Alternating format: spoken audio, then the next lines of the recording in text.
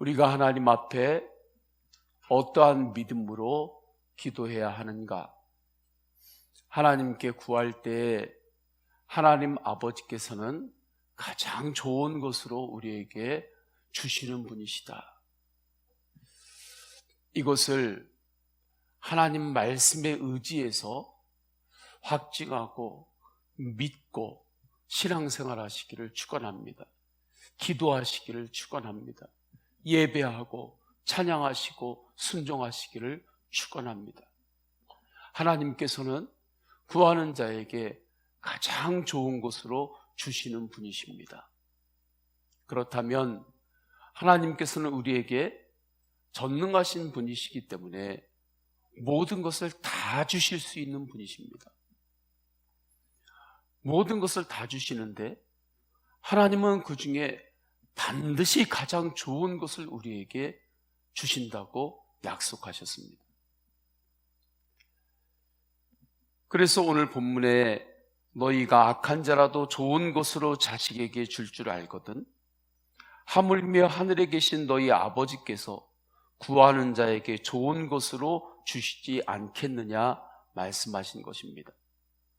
그러면 주님께서 구하는 자에게 주시는 가장 좋은 것, 이 좋은 것은 무엇일까요? 누가복음 11장 13절을 보면 분명해집니다.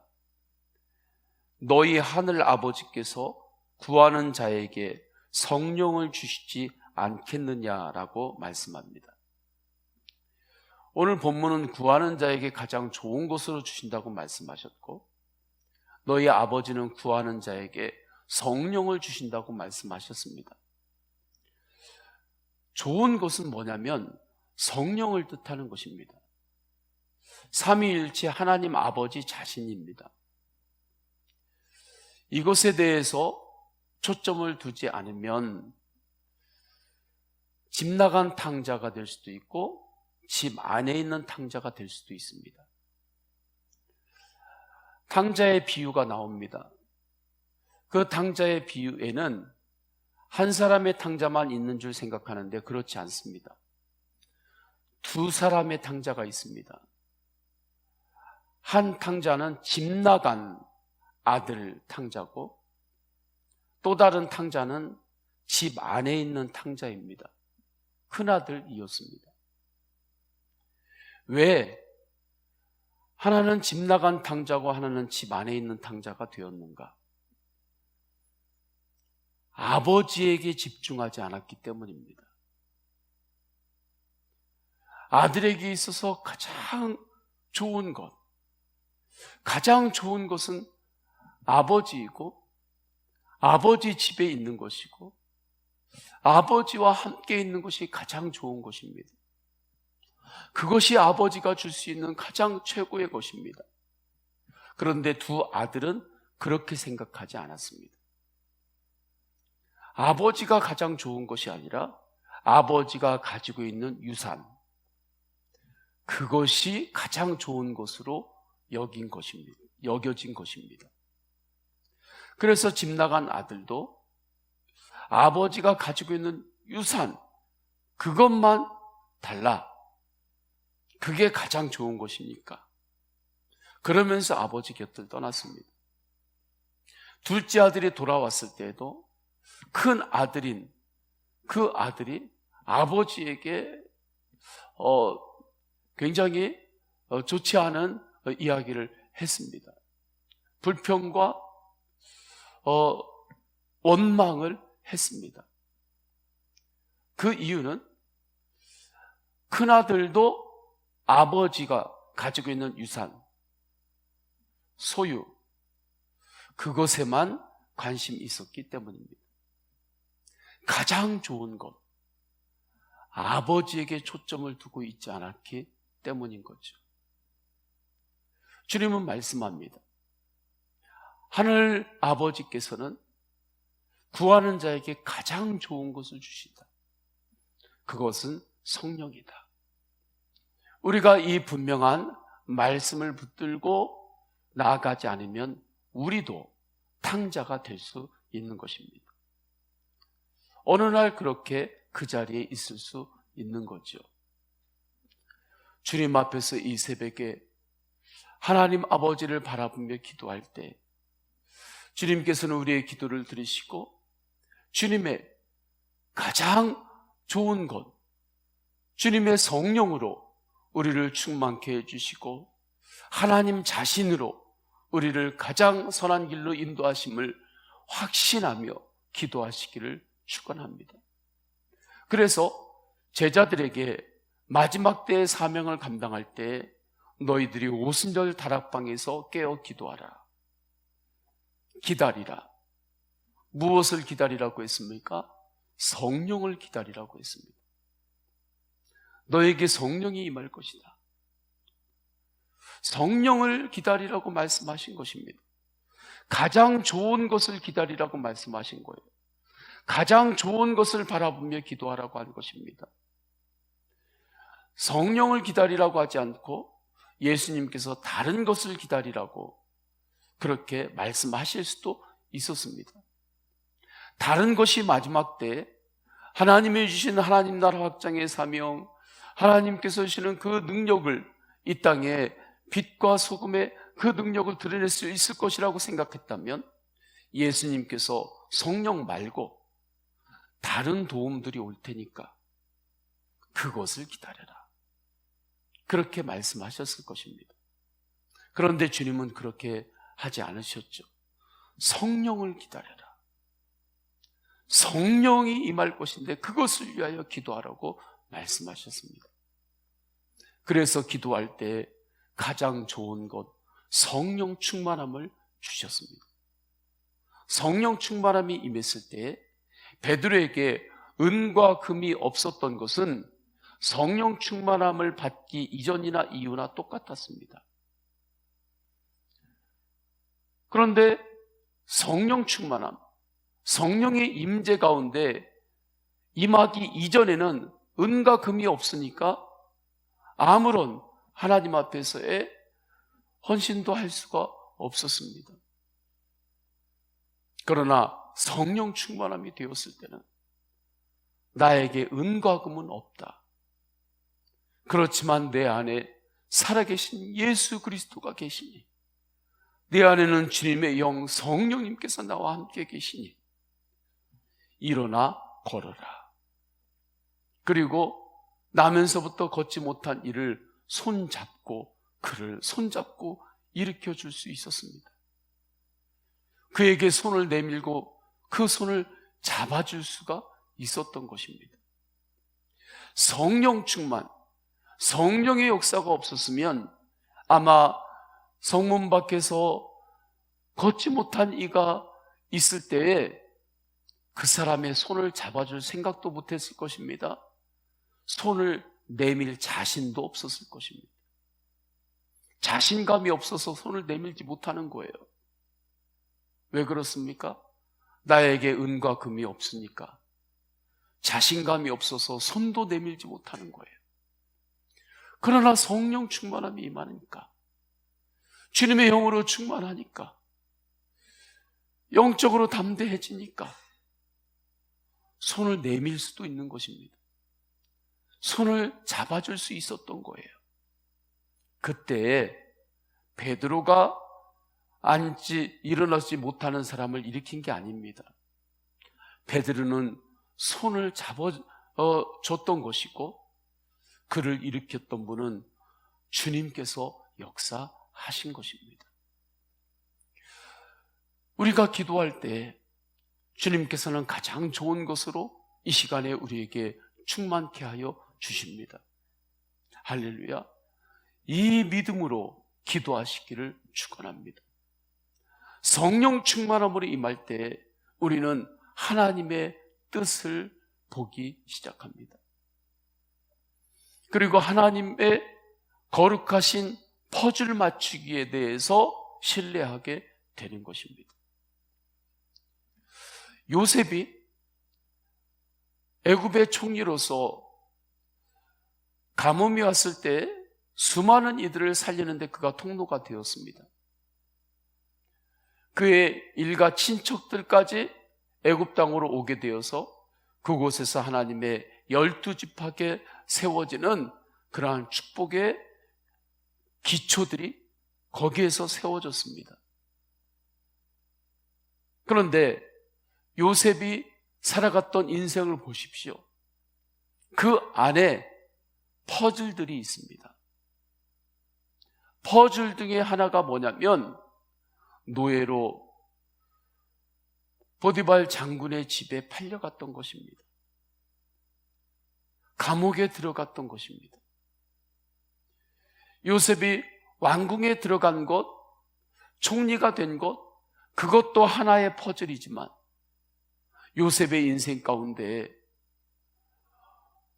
노예로 팔려갔던 그 어려웠던 순간, 그것도 동일하게 하나의 퍼즐이었던 것입니다. 하나님의 큰 퍼즐이었던 거예요. 성령 충만하면 하나님의 그 크신 뜻에 대해서 신뢰하고 하나님을 온전히 믿는 것입니다. 주님을 바라보는 것입니다. 그러면 깨닫게 됩니다. 내 안에 때로는 성공도 있습니다. 성취도 있습니다. 그러나 때로는 내 안에 고난의 퍼즐도 있습니다. 때로는 눈물의 퍼즐도 있습니다. 우리의 생각에는 고난의 퍼즐, 눈물의 퍼즐은 아예 없으면 최고의 그림이 형성이 될 것 같죠. 하나의 그림이 있을 때 그 그림 안에는 색깔이 조금 어두운 색깔, 검정 색깔, 그런 색깔이 없이 다 내가 좋아하는 색깔만 다 있으면, 그러면 그 그림이 최고의 작품이 될 것 같죠. 그러나 그렇지 않잖아요. 그림을 보면 때로는 어두운 터치가 있는 것도 있고 또 다른 색의 터치가 있는 것도 있고 여러 가지 터치가 있으면서 하나의 작품이 되는 것 아닙니까? 요셉의 인생도 그랬던 거죠. 하나님 안에서 볼 때는 그가 잘 될 때도 그의 놀라운 하나님의 뜻을 이루는 퍼즐이었지만 어려웠던 그 순간도 하나님의 놀라운 뜻을 이루어가는 퍼즐이었던 거예요. 성령 충만함이 있을 때, 그때 하나님이 주시는 열매도 해석이 되지만 때로는 하나님 안에서의 눈물도 해석이 되는 것입니다. 할렐루야. 내가 아직 다 알 수 없는 눈물일 수도 있어요. 그러나 그 모든 것도 하나님의 크신 뜻을 이루어가는 하나의 퍼즐인 것입니다. 코로나로 인해서 여러 가지 어려움이 있습니다. 우리는 백신만 나오면 코로나로 인한 어려움 끝나고 이 인류에 이제 어려움이 없을 것 같죠. 느낌이. 이제 앞으로는 백신만 나오면 이러한 팬데믹과 같은 코로나 같은 이러한 어려움은 앞으로 인류에 없겠지. 그런 느낌이 오죠. 그러나 그것은 우리의 느낌일 뿐 누구도 그렇다라고 이야기할 수 없는 것입니다. 우리가 전혀 생각하지 못했던 그러한 일들이 오히려 백신 나온 이후에 또 다른 것으로 우리 인류에게 찾아올지 모르는 거예요. 그 가운데 우리가 이 말씀을 분명히 붙잡고 기도하면서 끝까지 승리해야 하는 것입니다.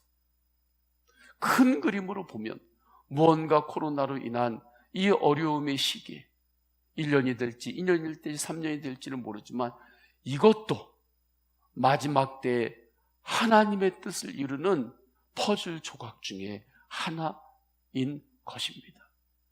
아직은 우리가 다 모르지만 주님께서는 우리가 기도할 때 좋은 것을 주십니다. 성령입니다. 성령 충만함을 주님께서 기도할 때 주세요.